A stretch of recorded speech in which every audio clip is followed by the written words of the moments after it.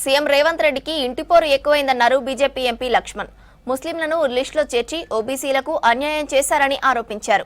Governor ఆమోదంతోనే రిజర్వేషన్లు అమలు చేయొచ్చన్నారు. 9వ schedule పేరుతో తప్పించుకునే ప్రయత్నాలు జరుగుతున్నాయని విమర్శించారు. హైదరాబాద్ బీజేపీ స్టేట్ ఆఫీస్లో మహాత్మా జ్యోతిరావు పూలే జయంతి వేడుకల్లో పాల్గొన్నారు. పూలే ఆశయాలకు అనుగుణంగా ప్రధాని మోదీ అన్ని వర్గాల అభివృద్ధి కోసం కృషి చేస్తున్నారన్నారు లక్ష్మణ్. 12% ఉన్న ముస్లిం జనాభా, అందులో 10% అంటే 190% పైగా ముస్లింలను ఓబీసీలో చేర్చి ఓబీసీల హక్కుల కాలరాయటము, ఓబీసీ యొక్క రిజర్వేషన్లను తన్నుకుపోవడమే ఇది రోడ్ మ్యాప్ రోల్ మోడల్ అని చెప్పి మేము ప్రశ్నిస్తూ ఉన్నాం. అంటే దేశవ్యాప్తంగా ఉన్నటువంటి ముస్లింలను కూడా ఈ రకంగా బీసీ జాబితాలో చేర్చి బీసీల యొక్క పొట్ట కొట్టడమే తప్పితే, హక్కుల కాలడమే తప్పితే ఇతరత్ర కాదని ఇవాళ తెలంగాణలో తేటి తెల్లమవుతున్నది. శాసనసభలో చేసే చట్టము గవర్నర్ ఆమోదం పొందిన వెంటనే జీవో ద్వారా అమలు చేసుకోవాల్సిన అవసరం.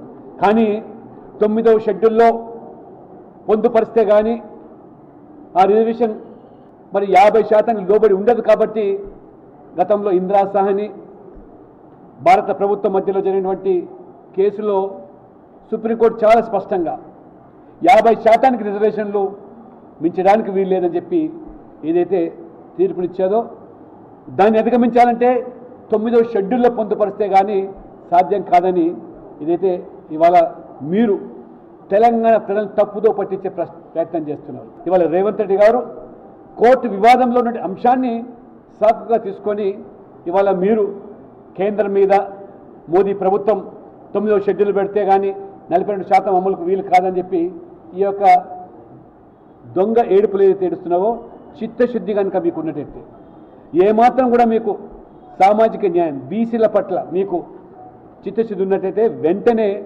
మీరు శాసనసభలో శాసన మండలిలో ఆమోదం పొందినటువంటి ఈ యొక్క చట్టాన్ని వెంటనే అమలు చేయడానికి ఆస్కారం ఉంది. కాబట్టి 9th షెడ్యూల్ అనేది మీ కవచం కాదు.